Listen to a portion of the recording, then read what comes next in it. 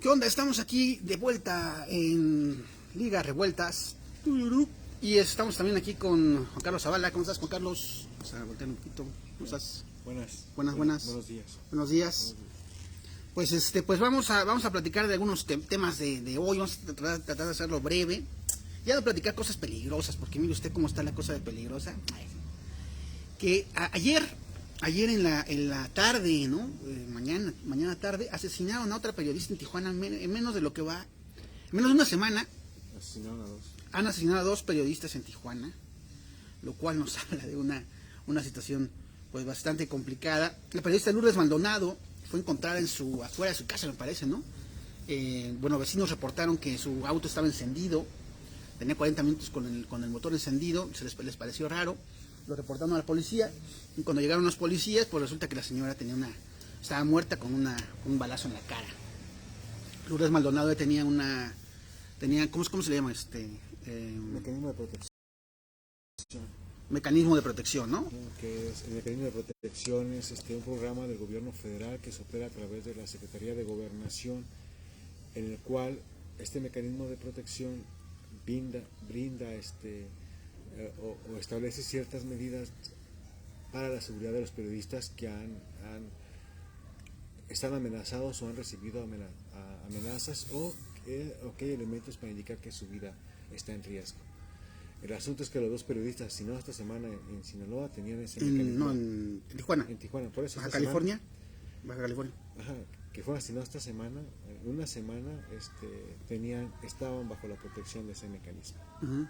No sirvió para nada. Entonces habría que preguntarse qué están haciendo en ese mecanismo de protección, ¿no?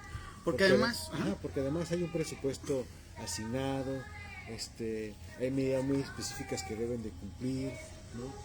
Entonces, al menos en estos dos últimos casos que se han registrado de los 3 asesinatos de periodistas este año, porque recordemos que en Veracruz también fue asesinado un periodista que denunció la presencia de un narcoestado en Veracruz, pues también digamos, los 3 periodistas asesinados solo en lo que va del año, ¿no? 2 en una semana. Pero 2 en una semana en un solo lugar te habla pues de algo ya pues serio, y además porque bueno, hay que decirlo que esta periodista Lourdes Mendoza, pues resulta que le ganó una demanda laboral al mismísimo exgobernador de Baja California, el señor Jaime Bonilla, porque ella trabajaba en me parece que radiodifusora, televisora, el medio de comunicación que tenía el señor Bonilla, una televisora. Fue despedida, ella demandó, se inconformó ante la Junta de Conciliación y Arbitraje, y años después la Junta, hace una semana salió esta resolución. Sí, recuerda que tardó 9 años. 9 años. 9 años el juicio laboral. A la gente del MACO, échenle ganas, ¿no? Se pueden echar 9 años. No, mal chiste. Pero sí, 9 años, y además, bueno, le dan la sentencia. Pero en el 2019, a finales de 2019, en una de las primeras conferencias, cuando inician las mañaneras de AMLO, del presidente Andrés Manuel López Obrador, que las mañaneras, con todo el anuncio de que era una nueva forma de gobernar, y todo el mundo está contento con las mañaneras, y lo describían como un fenómeno de comunicación que no se había visto antes. Pues esta mujer llegó a una de las mañaneras, fue directamente a unas mañaneras, creo que a la Ciudad de México, y le dijo al presidente pues que estaba amenazada porque tenía una querella legal contra el exgobernador, creo que en ese momento era gobernador, no, creo que todavía era gobernador Jaime Bonilla, bueno, ¿ya no era gobernador? Sí, no, era gobernador, porque Bonilla todavía fue gobernador 2 años. 2 años. Todavía era gobernador Jaime Bonilla, y que tenía una querella directa contra el gobernador por una demanda laboral, como ya lo habíamos comentado. Y entonces, bueno, ahí es cuando el presidente dice, no, sí, vamos a tomar nota de eso, la ponen en el mecanismo de protección a periodistas. Y pues nada, 3 años después es asesinada afuera de su casa de un balazo en la cara. Y bueno, y esto pone... que además ella apuntó directamente a Bonilla, ¿recuerdas? En esa conferencia ella apunta de esas amenazas a Bonilla, ¿no? Y pues hay por lo menos apuntaría hacia él, ¿no? Las investigaciones también deberían apuntar hacia el gobernador, ¿no? Uh-huh.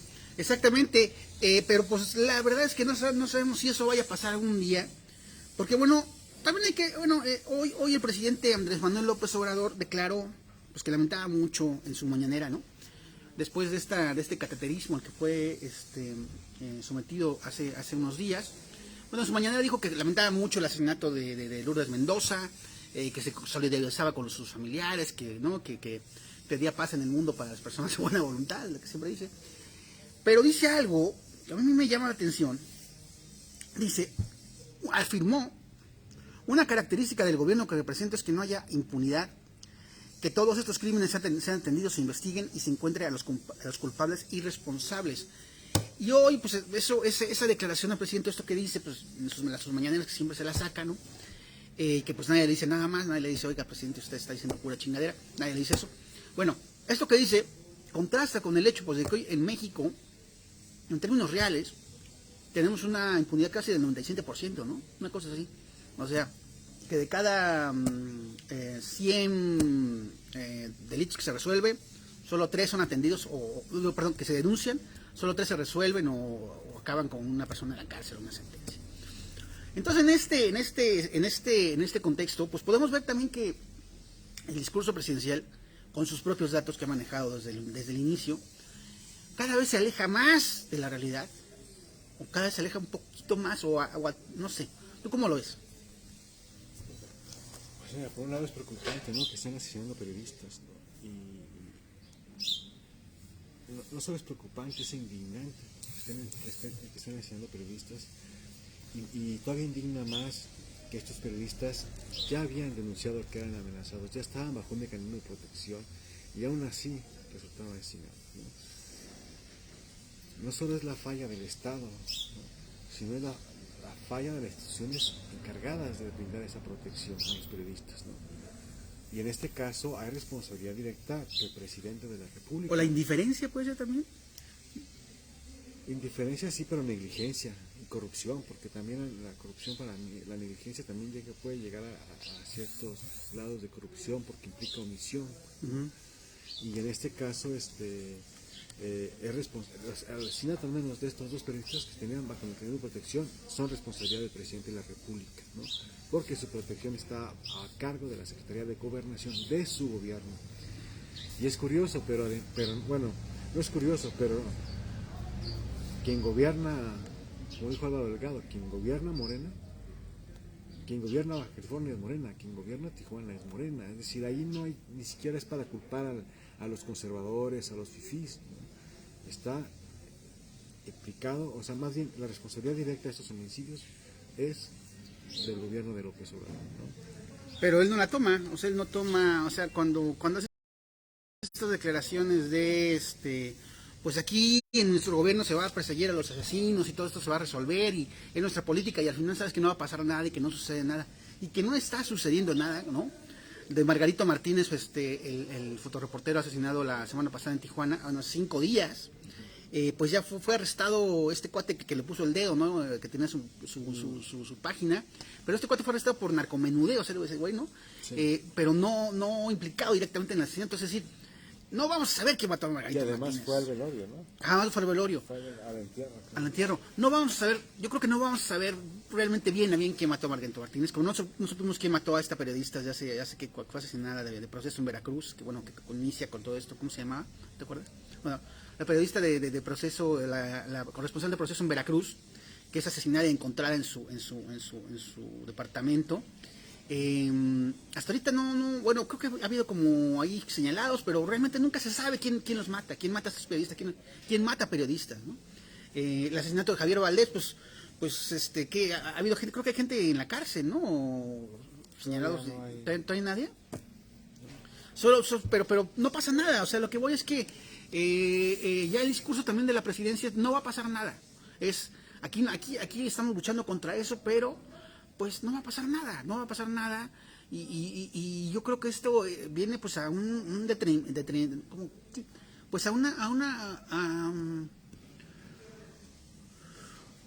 a un estado en el que pues ya la muerte tiene permiso, pues, ¿no? O sea, tiene permiso porque no, bueno, esto claro, lo tenemos desde hace 12 años, por supuesto, porque además otro de los discursos del señor presidente Andrés Manuel López Obrador, no es por criticar al presidente, pero sí es por criticar al presidente porque básicamente es el que está con las mañaneras y con las respuestas que da a estas cosas en las mañaneras, normaliza este asunto, o sea, lo estandariza, ¿no? Como algo que está pasando y que va a seguir pasando.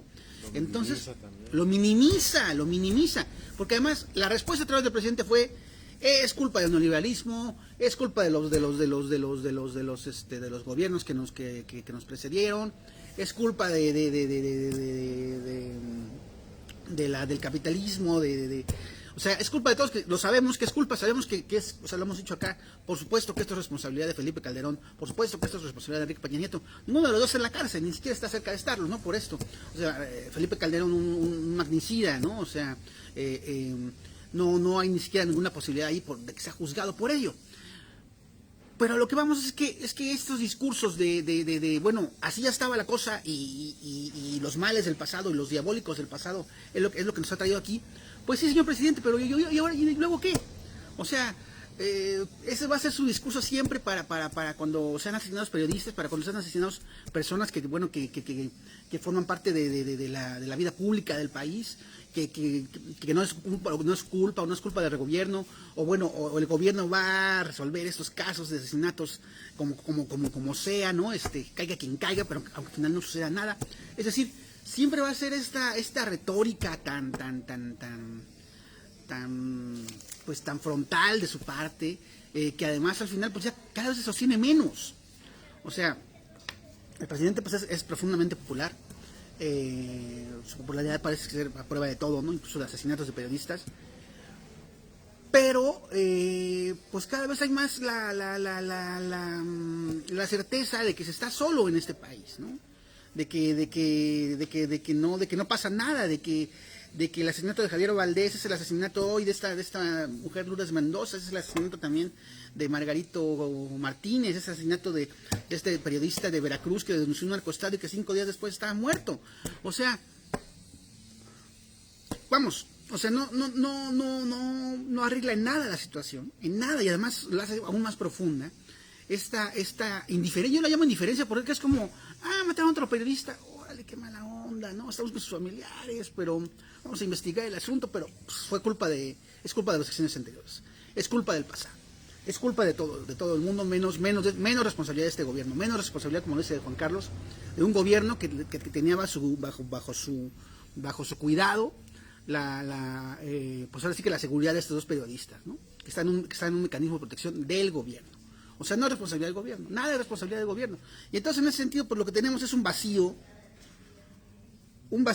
pues de certezas en la vida pública de este país, ¿no? O sea, un vacío en cuanto a lo que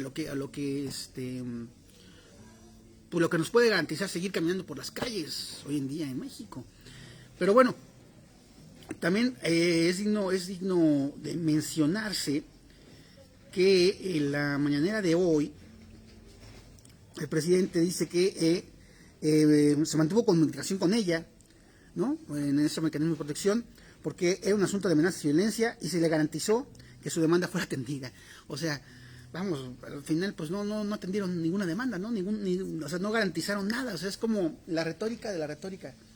El presidente diciendo, se hizo esto, se hizo lo otro, pero estamos hablando de una persona que acaba de ser asesinada.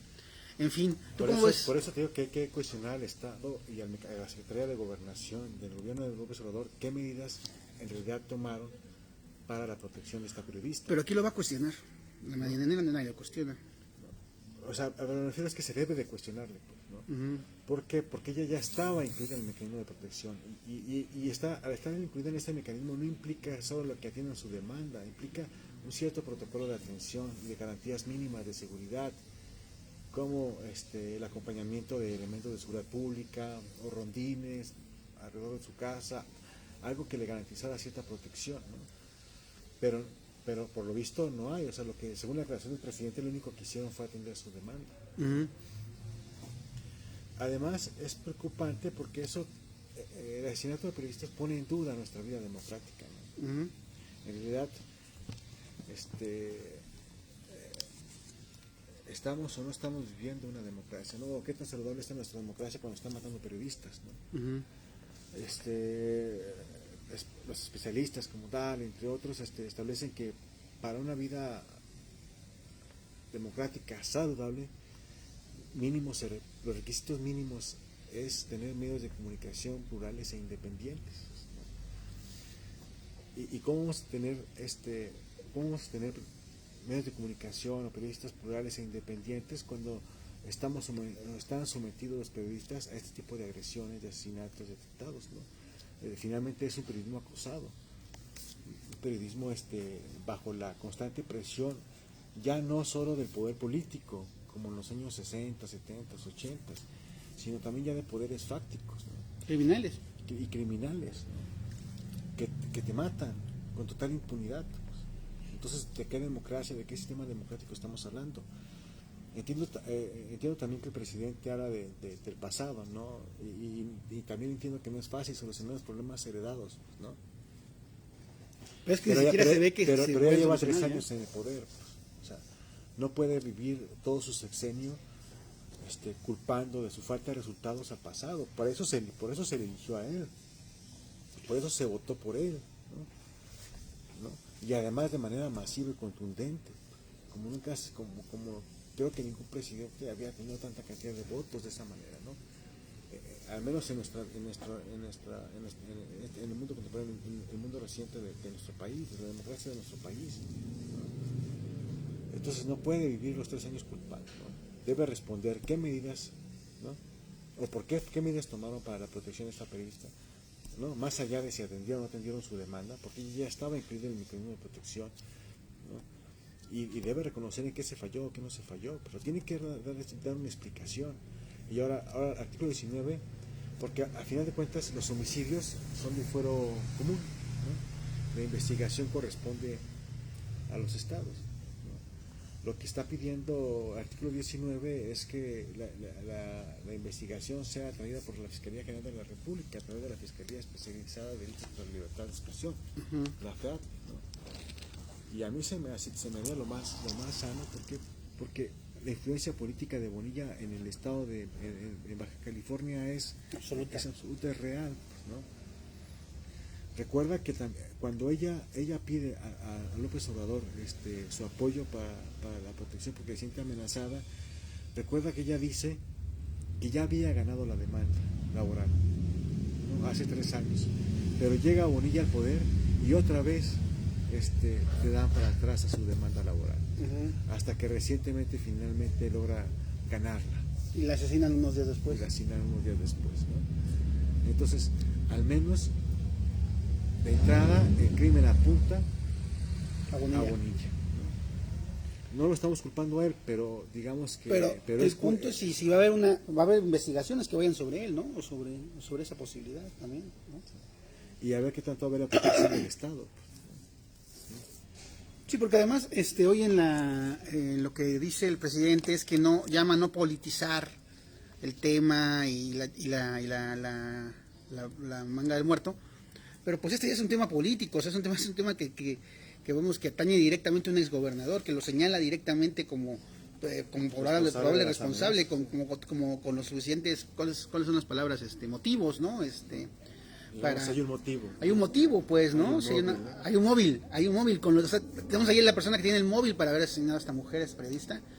Pero pues está cañón, el presidente ni siquiera lo enuncia. Lo que voy es que, bueno, cuando dices que cuando se pide que lo tome la fiscalía, y si tomamos en cuenta quién es el fiscal, es el señor Gertz Manero, que también, válgame, qué impresentable, señor, o sea, no es un afán de decirle que las cosas están mal, pero parece que hay un afán del gobierno de decir que no lo están cuando asesinan a la gente en la calle, pues, ¿no? Cuando la impunidad te la estampan en la cara, cuando el narcoestado, que no estamos diciendo que el presidente que forme parte de este narcoestado, pero si hay un narcoestado que rige las estructuras de este país, cuando esto es tan claro como el agua, pues, ¿no? Cuando estas cosas suceden, que están sucediendo todo el tiempo, todos los días, el único discurso posible de la presidencia de la República es que vamos bien, ¿no? Es que el pasado es muy difícil de superar, o es que... incluso que ya no hay esa corrupción, ¿no? Es lo que dice el presidente. Exacto, ¿no? que ya no hay esa corrupción, que están abatiendo la corrupción y asesinan periodistas. Entonces uno dice, bueno, y no se sabe quién. Y entonces, ¿cuál es la corrupción que se está abatiendo? ¿Qué tipo de nuevo país estamos formando que en realidad solo existe en la cabeza de Andrés Manuel López Obrador? Bueno, el periodista Temoris Greco anunció que ya va a empezar a haber movilizaciones por parte de otros del gremio periodístico nacional, ¿no? En diferentes ciudades del país, a raíz de los asesinatos de Lourdes Maldonado y Margarita Martínez en Tijuana. En tan solo 5 días fueron asesinados los dos en la misma ciudad, y de José Luis Gamboa, ¿no? Esta persona que hizo una columna denunciando al narco, bueno, varias columnas denunciando, incluso llamó a que, bueno, mencionó al señor ¿cómo se llama? De Movimiento Ciudadano, bueno, el creador del Movimiento Ciudadano, Dante Montaño, como, no, Dante Montaño, no, Dante Montaño es un... Saludos a Dante Montaño, Dante Delgado. A Dante Delgado como, pues ahí cabeza del narco, pues, ¿no? Y bueno, viste esta videocolumna donde dijo con quiénes cooperaban con quiénes y quiénes estaban al frente de qué, y bueno, ya los asesinaron 4 días después de eso. Porque además también lo comentábamos con Carlos, yo me parecía como que ya sabía lo que le iba a pasar a ese señor Gamboa, porque lo hacía con un coraje, porque además en algún momento de esta videocolumna, Impotencia, más que coraje. Impotencia, coraje, él menciona que también fue objeto de pues un despojo de propiedades, ¿no? Como mucha gente en Veracruz ha sido despojada de sus propiedades y de sus casas y de sus terrenos, y bueno, a los que les ha ido bien, pues han seguido viviendo. Los que no, pues han sido desaparecidos o asesinados, o las dos cosas, ¿no? Al mismo tiempo. Entonces, pues sí está muy complicada la situación en el país. Y bueno, quiero leerla lo que pone Temoris Greco. Dice que mañana habrá actos en por lo menos 19 ciudades del país. Actos para manifestarse contra la violencia contra los periodistas, contra el exterminio de periodistas, que yo creo que sería como el término que habría que usar. Dice, difundiremos detalles por redes, pero hasta el momento esto es lo confirmado, dice Temoris Greco. En la Ciudad de México, en la Secretaría de Gobernación, habrá un acto el martes a las 8 de la noche, frente a la Secretaría de Gobernación, allí en Bucareli. En Tijuana habrá un acto el martes a las 6 de la tarde. En Veracruz a las 8 de la noche. En Ciudad Juárez a las 6 de la tarde. Cancún 9 de la noche, en la explanada del Palacio Municipal. El Chilpancingo, la capital de Guerrero, habrá actos de protesta lunes y martes. En Colima habrá un acto de protesta a las 8 de la noche. En Monterrey habrá un acto de protesta también a las 8 de la noche. En Mazatlán, un acto de protesta a las 5 de la tarde, en el Malecón, paraje Rafael Buelna. En Chihuahua habrá un acto de protesta a las 6 de la tarde. En Guadalajara a las 6:30 de la tarde, en Plaza de Armas. En Chiapas a las 7 de la noche en plazas centrales las plazas centrales de la ciudad, de las principales ciudades del estado, eso es lo que anuncia Temoris. En Mérida habrá un acto de protesta en el Monumento a la Patria. En Acapulco, en la asta bandera Papagayo.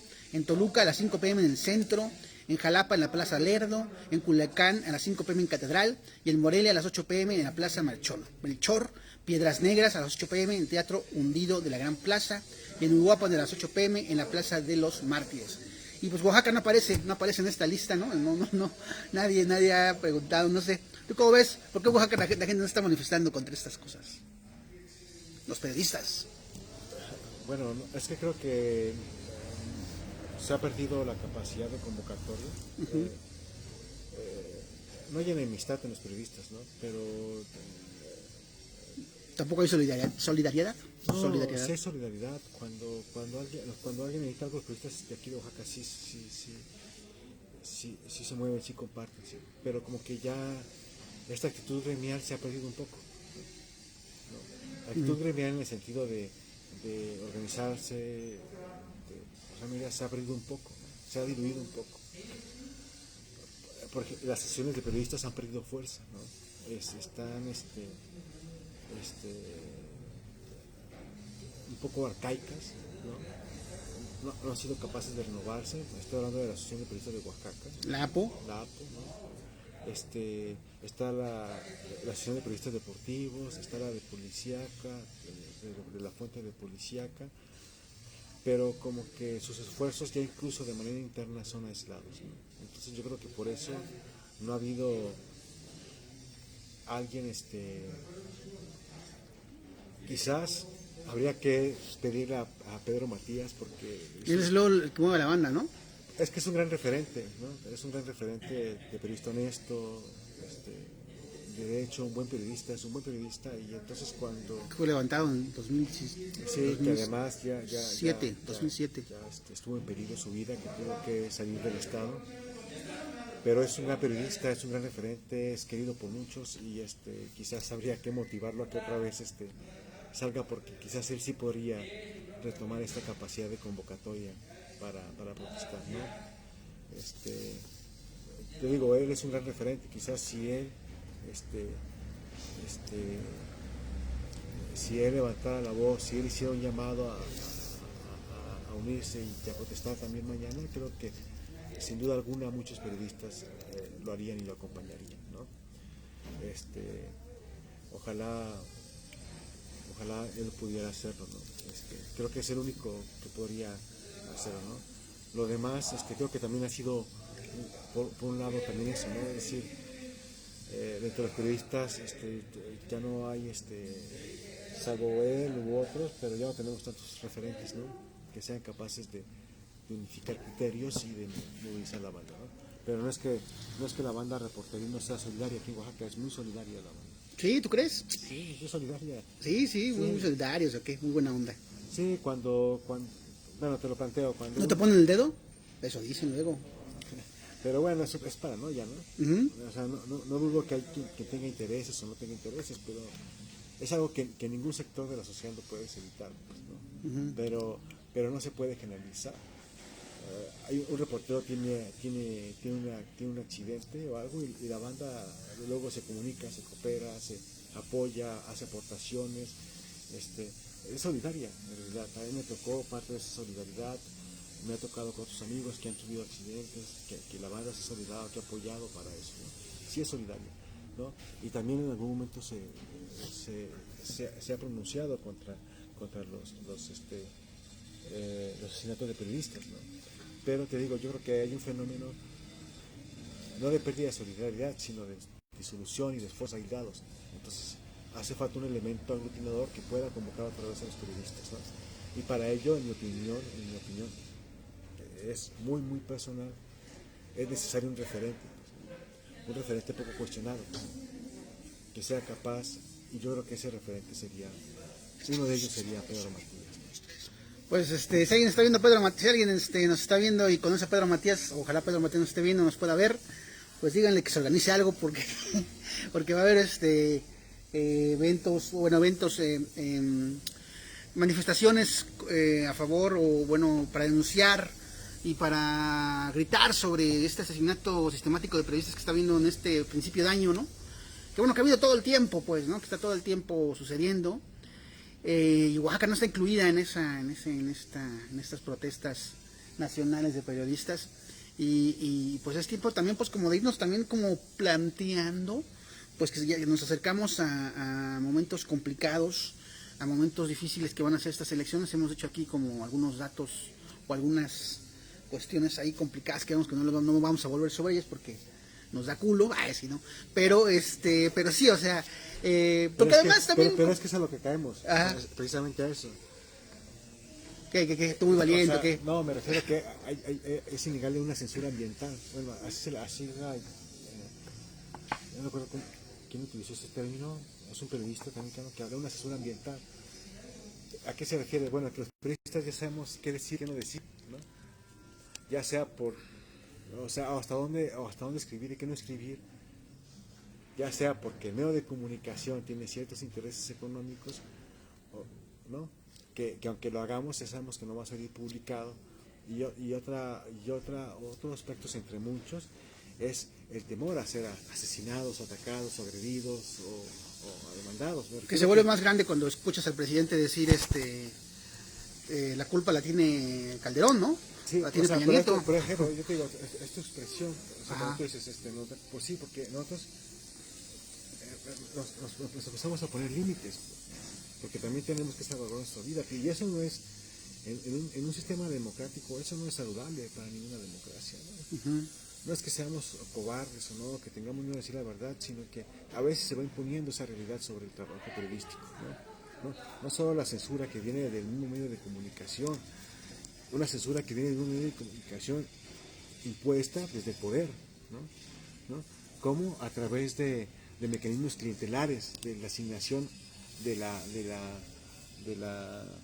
la publicidad oficial con la que se mantienen la mayoría de los medios de comunicación, sino que también desembocan en una censura, una autocensura de los periodistas por temor a cualquier agresión, ¿no? De poderes fácticos, no solo del poder político, porque el poder político también tiene sus sicariatos, como dices tú, ¿no? Pues lo que sucedió de Imos, bueno, no vamos a decir cómo que fue, pero no mames, desde la misma policía, se dice, no mames. ¿Cómo se inventaron un cateo, pues, ¿no? Una falsa investigación, ¿no? Para catearle su casa, apuntarle a él, apuntarle a su hija, a su familia, a su esposa, ¿no? ¿No? Y eso desde la Fiscalía General del Estado. Imagínate otros grupos fácticos como la delincuencia organizada, incluso el crimen común, ¿no?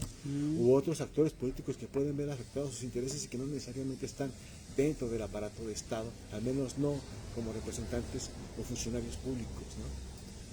Pero entonces eso no es saludable para ninguna democracia, ¿no?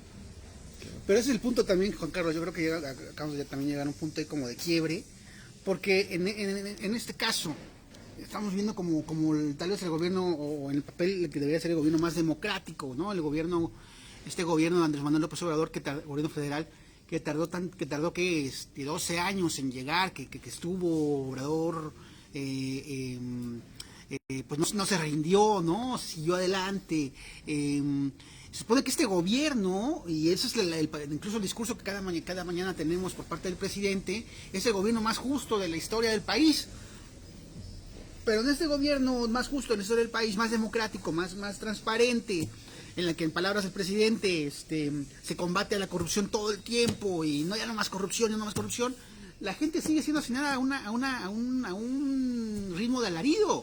O sea, con la mayor facilidad del mundo, con la mayor impunidad, con todo tipo de cuestiones para que cualquiera que quiera matar a cualquiera en este país, pues lo haga, porque simplemente no le va a pasar nada. No le va a pasar nada, o sea, no puede ir tranquilo por la vida. Entonces, pues lo que también tenemos es eso. Es como ya ¿cuál sería la palabra?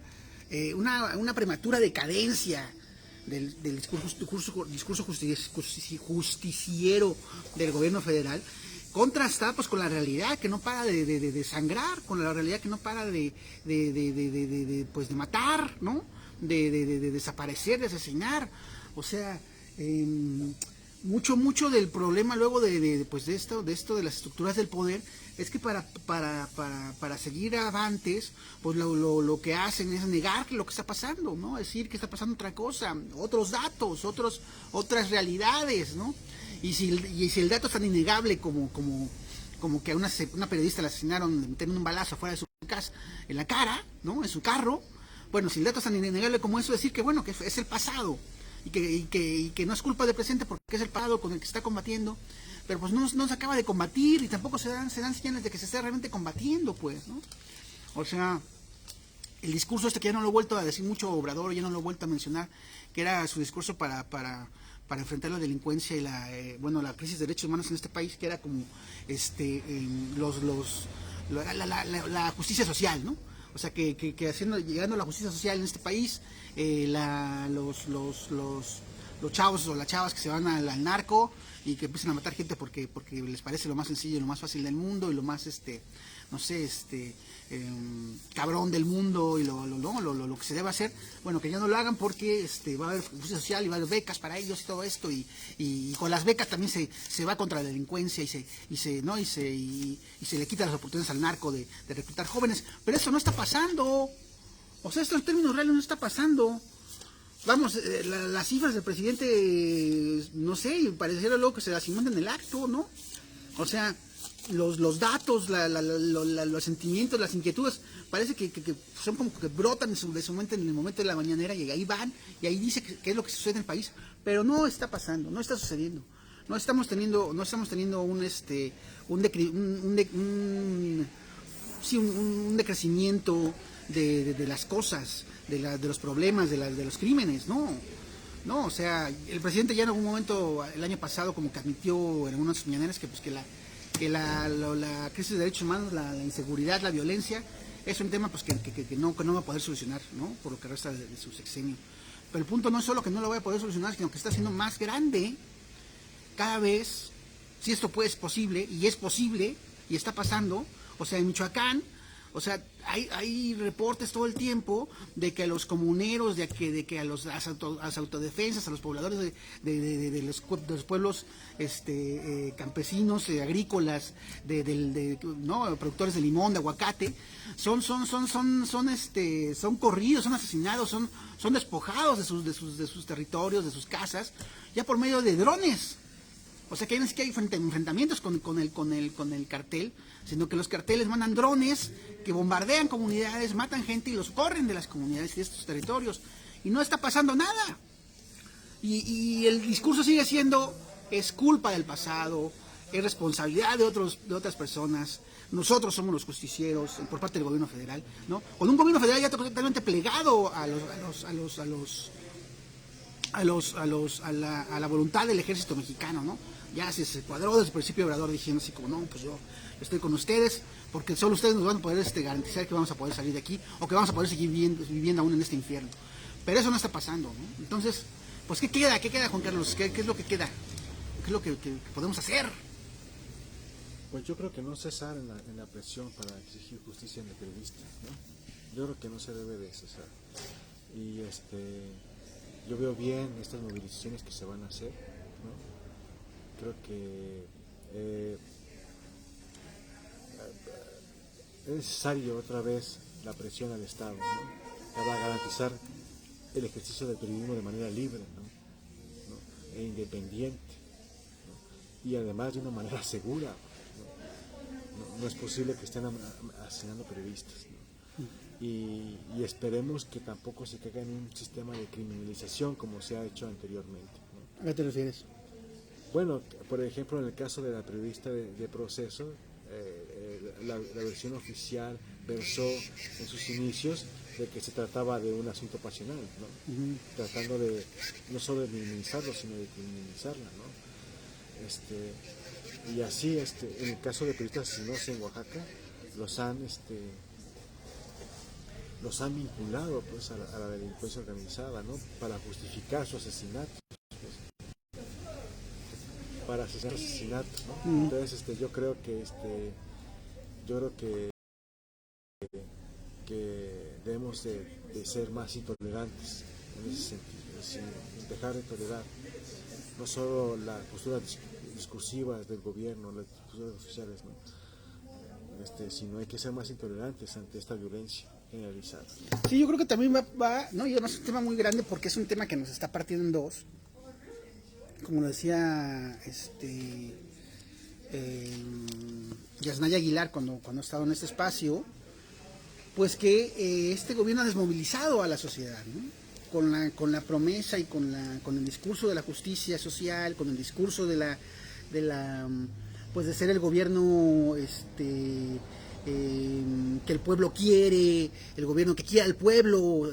Obrador sigue diciendo de repente esto de amor con amor se apaga, ustedes me aman mucho, yo también los amo, o sea, como si fuera el puto tío Gamboín, ¿no? Como si fuera puto programa de Chabelo. Digo puto porque es así como el mayor insulto que se puede haber para lo que está haciendo Obrador y cómo está manejando las cosas, o sea, porque es una retórica que nos está matando en estos momentos. La retórica del presidente respecto al problema de inseguridad y de narcoestado que existe, nos está matando, porque simplemente ha desmovilizado a la sociedad, como lo decía Yasnaya Aguilar.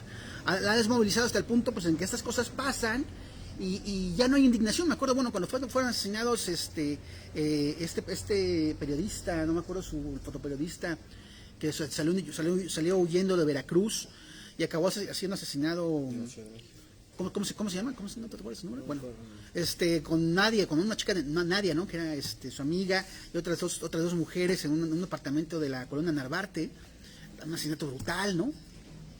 que bueno, que al final creo que fueron capturados los que lo hicieron, no sé si fueron capturados, no me acuerdo, pero nunca se dieron nombres, No es esclarecido. nunca se ha esclarecido bien. No es esclarecido ni dicho la verdad acerca de eso. Cuando sucede este asesinato en el gobierno de Peña Nieto, yo fui a estas manifestaciones que había y todos decían, fue el Estado, ¿no? O sea, el señalamiento era frontal. No sé si antes de lo que sucedió con este periodista, sucedió lo de Ayotzinapa o no, por ahí. Y el grito siempre fue el Estado, ¿no? O sea... pero ahora se ha suavizado la protesta.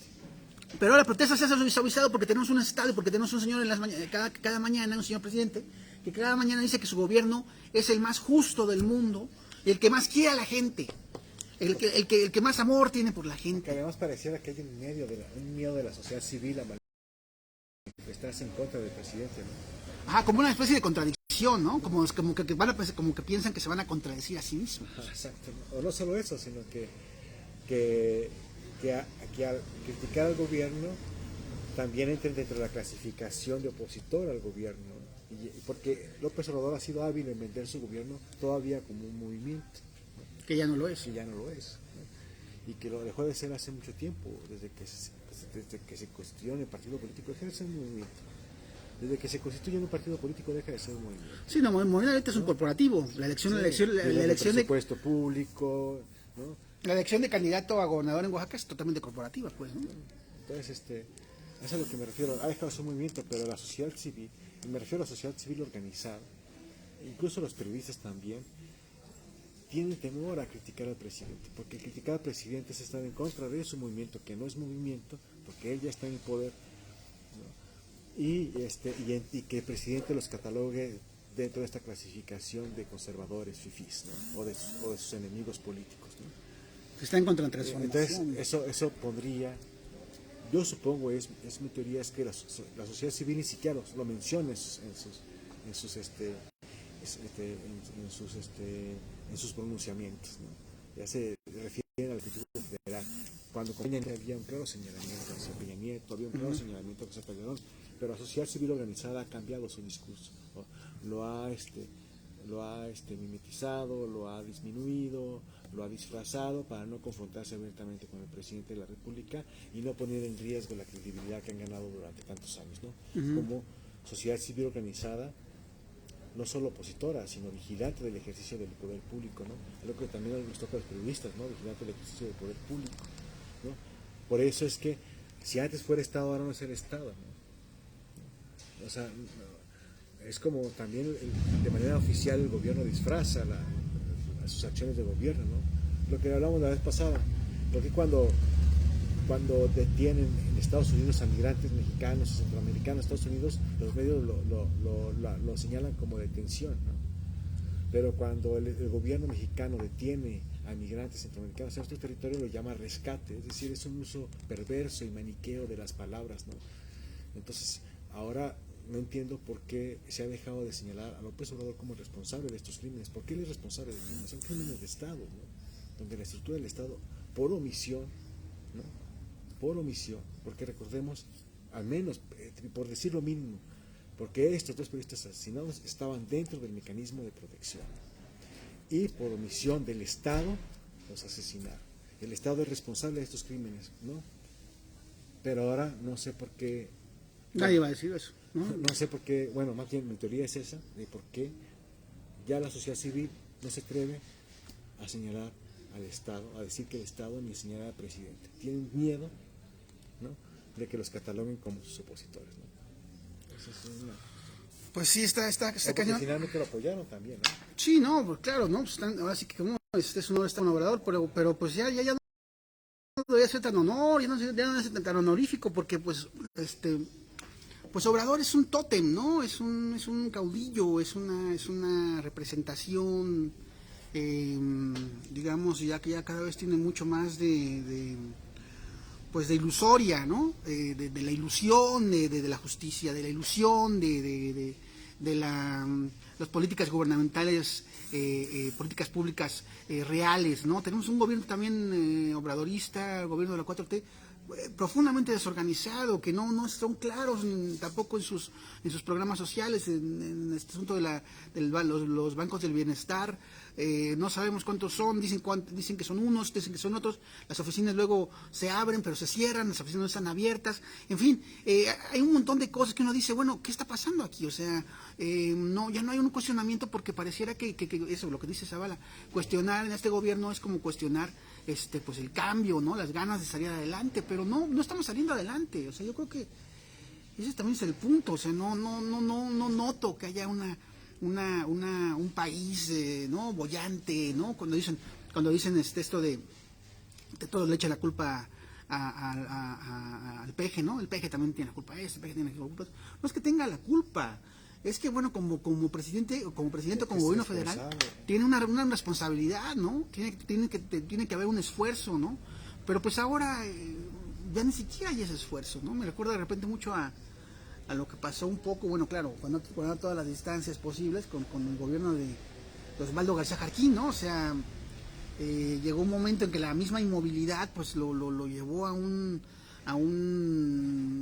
espiral de corrupción, que pues del que no, ya no quiso, bueno, en el caso del gobierno municipal de García Jarquín, ya no quiso salir, nunca salió, y al contrario lo hizo más grande. Pero en el caso del gobierno de Obrador, pues esta espiral como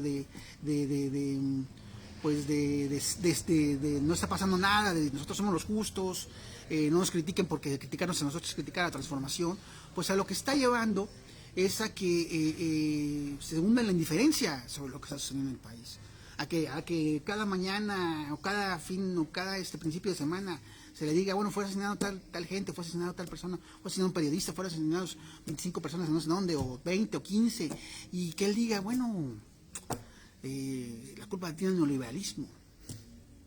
O sea, eso es terrible.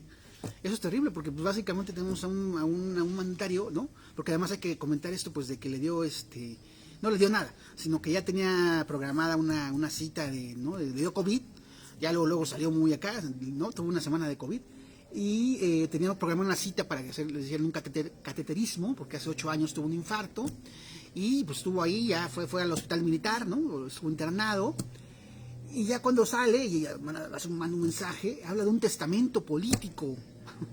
O sea, yo dije, órale, cabrón, un testamento político, pero ¿cómo? Ya lo mandó a la Cámara de Diputados para que lo analicen, ¿no? A las comisiones. ¿Cuál sería la comisión?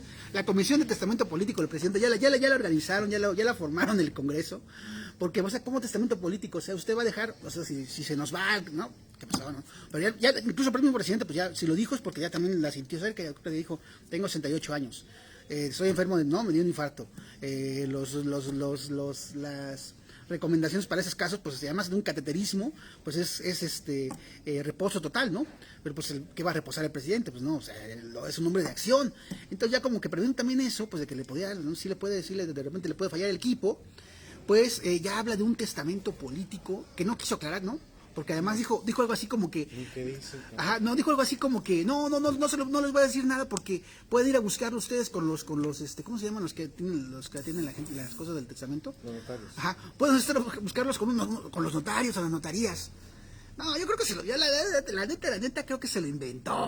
O sea, como todo lo que hace el presidente, así como, ¿no? O sea, cada que sale, yo creo que 5 minutos antes de que vaya a salir al aire, se le ocurre algo así como, ay, ¿qué digo? Testamento político, ¿no? ¿Cómo es este testamento político? ¿Qué crees que tenga ese testamento político? No sé, quizás sea igual al de Hitler, ¿no? No mames. Pues Hitler dejó un testamento político, ¿te acuerdas? Está firmado. Pero pues no, nada más, muchos especulan que ya lo que tú dices, de que a lo mejor previendo su muerte, ¿no? O de como una intención de mantener de que todos, aún después de su muerte, todos sigan actuando como él quiere que actúen. Como si estuviera vivo. Como si estuviera vivo, ¿no? Actuando como si muerto aún siguiera mandando, ¿no? Y otros, los que son afines a López Obrador, pues han acusado a los críticos de este testamento político como mediocres, ¿no? Porque que no aspiran a dejar a no trascender políticamente en el país, ¿no? O en el mundo, ¿no? Pero bueno, a mí francamente se me hace gracioso. Una vacillada, ¿no? Pero además porque además no aclara qué dice este testamento político, ¿no? En qué consiste, ¿no? ¿Qué implicaciones tiene, no? ¿A quién le deja su, no sé?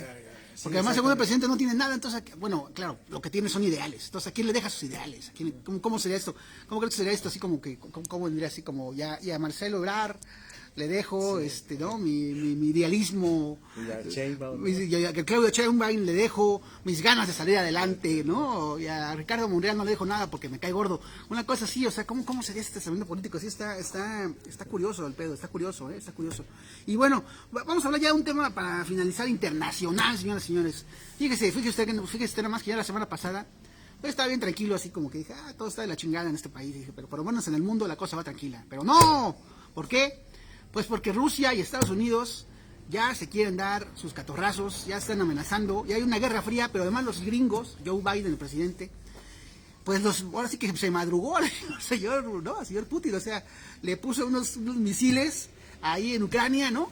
A la salida a las puertas de Ucrania, ahí a tiro de piedra de Rusia, y entonces ya en una conferencia de prensa, Putin, que es un tipo, pues como muy rudo siempre, ¿no? Sabemos que el señor, pues no sé, o sea, come vidrios, pues, ¿no? O sea, sabemos que hay fotos de él, pues no sé, o sea, tomando osos, pues, ¿no? O sea, nada más con ver a los osos, ya los osos se agachan, porque ese güey está muy cabrón, el señor Putin. Pues nada, hay una conferencia de prensa donde Putin dice, pero ¿cómo? ¿Pero por qué me están reclamando de que yo amenace con guerra? Si pinches gringos me pusieron misiles aquí, ¿no? A 2 pasos, o sea, imagínense que los rusos vayamos a México y pongamos ahí nuestros misiles, ¿no? Para que vayan contra. Que básicamente es algo que pasó en la Guerra Fría, bueno, no sé qué, 50 y tantos, 60 años, ¿no? Con este asunto de los misiles que pusieron los gringos en Turquía, ¿no? Y los rusos pusieron misiles en Cuba, y ahí fue con los gringos que no mamen, aquí, así yo no juego, y ahí se echaron una guerra de misiles de 13 días, y casi todo se va al demonio.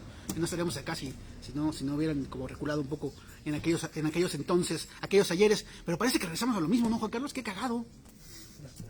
Pareciera que la historia es repetitiva, ¿no? La historia repetitiva.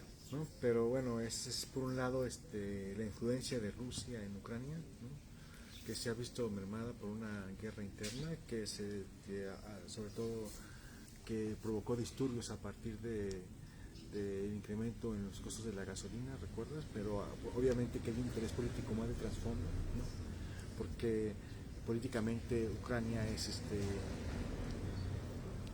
el gobierno actual de Ucrania es muy cercano al gobierno ruso, ¿no? Y estos disturbios usan estabilidad.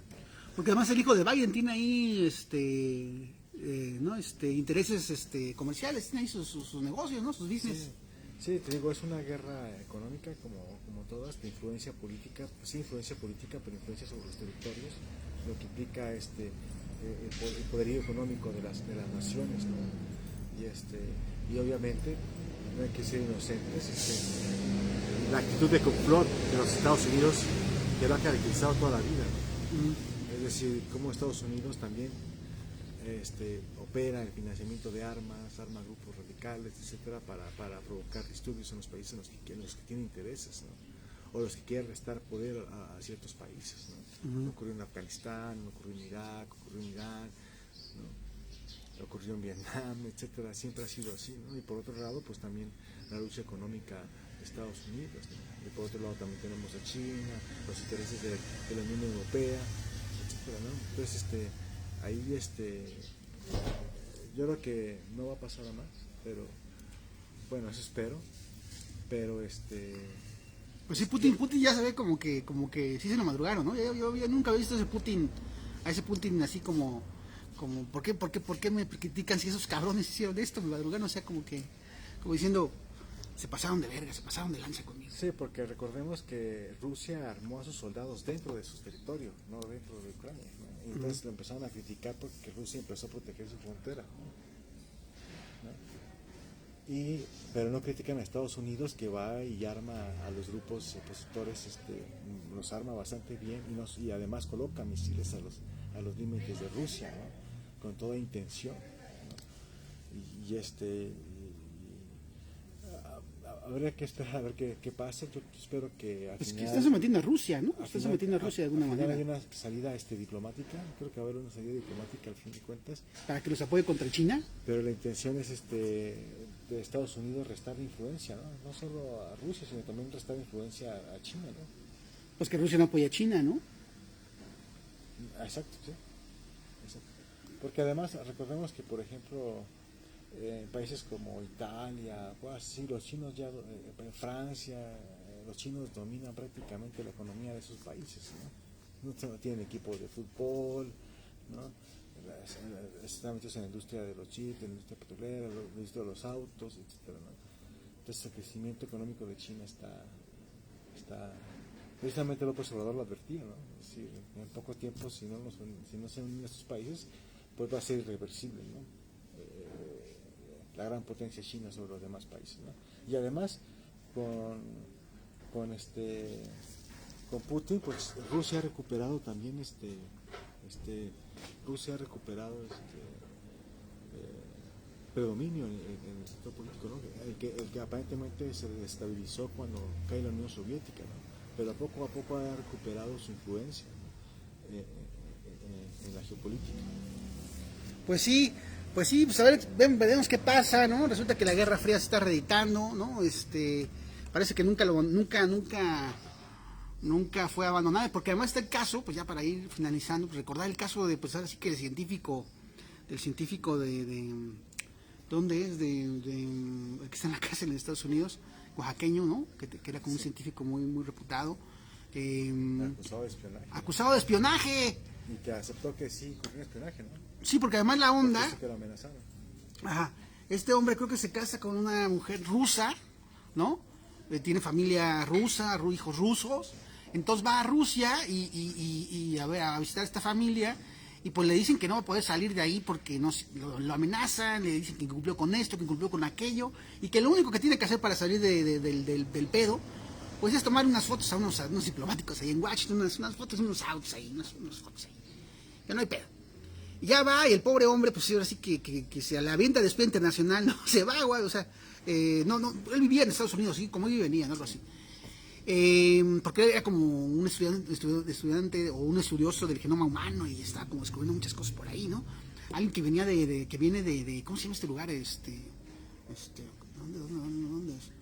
Xochitlán, bueno, Ixtepec, ¿no? Es Ixtepec en el mismo de Tehuantepec. Bueno, este científico de Ixtepec, ¿no? Era el orgullo de Ixtepec, el orgullo del istmo de Tehuantepec. Pues resulta que lo acaban enrolando como doble agente en esta guerra fría que no sabíamos que existía, pero que ahora nos damos cuenta que estuvo existiendo todo el tiempo, ¿no? Este pobre hombre que se supone que ya le iban a dar sentencia, bueno, dijeron que ayer, ¿no? Pero no ha salido. Pues ojalá no se la den muy gacho, porque luego los gringos son muy pasados de lanza con eso del espionaje. Y pero realmente pues el hombre fue coaccionado, fue extorsionado, digamos por el gobierno ruso. Y bueno, tal vez tampoco tuvo la claridad para decir, bueno, me la estoy aventando de doble agente y si me cachan me va a ir mal, que al final lo cacharon. Y pues nada, está ahí esperando sentencia que puede ser bastante dura por ser un espía de esta Guerra Fría, que nos damos cuenta. Que además le salió mal, ¿no? Porque a la primera lo descubren. A la primera lo descubren, o sea, gacho. Y pero bueno, esperemos que no sea muy dura la sentencia, o que bueno, que por lo menos, no sé, hay alguna manera que el hombre pueda salir de esto, porque se ve difícil, ¿no? Ni siquiera el gobierno mexicano ha hecho que hay como mucha defensa de este espía a la fuerza. Pero bueno, esto es como sintomático pues de estos tiempos, y además pues sintomático de que lo que está sufriendo, o el viacrucis del científico de fama internacional venido de Ixtepec o Ixhuatán, creo que es Ixhuatán, ¿no? Es Ixhuatán, de Ixtepec, en el istmo de Tehuantepec. Pues fue solamente un síntoma, o fue parte de un concierto de reedición de Guerra Fría que hay entre Rusia y Estados Unidos, y que ahora nos damos cuenta pues que existe rampantemente, que hasta ya está Putin ya está sudando, ya está el rudísimo Putin, ya lo pusieron a sudar. Pero bueno, pues ya ya nos vamos, un tema de aquí de este estado, de esta ciudad, digno de comentarse. Juan Carlos, que quieras comentar ya para irnos. Bueno, no, sería por lo pronto todo. Recientemente la polémica por la participación de Oaxaca en la FITUR. Ajá, sí, estaba. Estaban vacías, ¿no? Estaban vacías. Y del país, no solo Oaxaca, sino de todo el país, ¿no? El fin de semana, sí, ¿no? El fin de semana. Que era cuando se abría al público. Cuando era cuando se abría al público, ¿no? Ese sería un tema porque finalmente involucra tanto al gobierno del estado como al gobierno federal, ¿no? Digo, son recursos públicos que se pagan para que asistan a esas ferias, ¿no? Y no se paga poco. Pero ni siquiera había una respuesta por parte de algún tipo de instancia, nadie ha dicho nada, ¿no? Todos ahí como que... Apenas hoy ya subieron fotos de que sí estaban. Sí estaban, pero no los vieron. Pero el fin de semana no trabajaron, ¿no? Sí, bueno, pues es que hay Llegaron y fueron a conocer primero Madrid, ¿no? Sí, no, pues se fueron a echar el paseo, echar la... ¿no? La sana convivencia. Pero bueno, pues sí, mantengámonos atentos sobre todo a estas manifestaciones para exigir pues el cese o un pronunciamiento real por parte del gobierno federal respecto al asesinato sistemático de periodistas, porque creo que es un tema que no se debe abandonar, ¿no? Estamos ante una sociedad desmovilizada, pero porque se debe movilizar, porque si no, o sea, estos 3 años este sexenio de justicia le sobran 3 años nada más. Entonces imagínense cómo va a estar la cosa si cada que suceden estas cosas, cada que alguien es asesinado, pues todas las mañanas el presidente Obrador dirá, pues es culpa del neoliberalismo. Puta, pues ya valimos verga, porque ya, o sea, nuestra desgracia, nuestra muerte va a ser culpa del neoliberalismo y no hay nada que lo pueda impedir, ¿no? Gacha nuestra calavera. Pues nos vemos el viernes ahorita, no se vayan, bueno, sí se van porque vamos a cortar esta transmisión, pero a las 2 de la tarde, o sea, en básicamente 29 minutos, vamos a tener una conversación con unos jóvenes, también Juan Carlos Zavala se va a quedar aquí a esta conversación, unos jóvenes ahí, pues que están denunciando, están hablando ya claramente con pelos y señales de la gentrificación en Oaxaca, que ya llevamos de gentrificándonos, ¿no? Ya llevamos como un ratito, ya unos años, hacía un buen ritmo, últimamente a un ritmo acelerado, ¿no? Ahora ya resulta que pues la palabra Oaxaco ya ni siquiera es motivo pues de indignación, ¿no? Hay unos compañeros, unos amigos defienden su derecho a que los llamen oaxacos y a que ellos mismos se llamen oaxacos, como si, ¿no? El argumento es como, si los negros se llaman así mismos negros, ¿por qué nosotros no vamos a llamar a nosotros mismos oaxacos? No, bueno,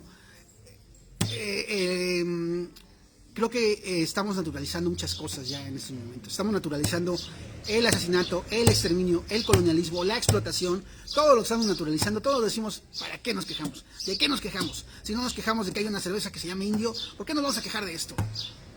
O sea, reduciendo nuestra capacidad de eso, de manifestarnos y de pelear por nuestras vidas. Gracias por vernos y pues a las 2 nos volvemos a ver.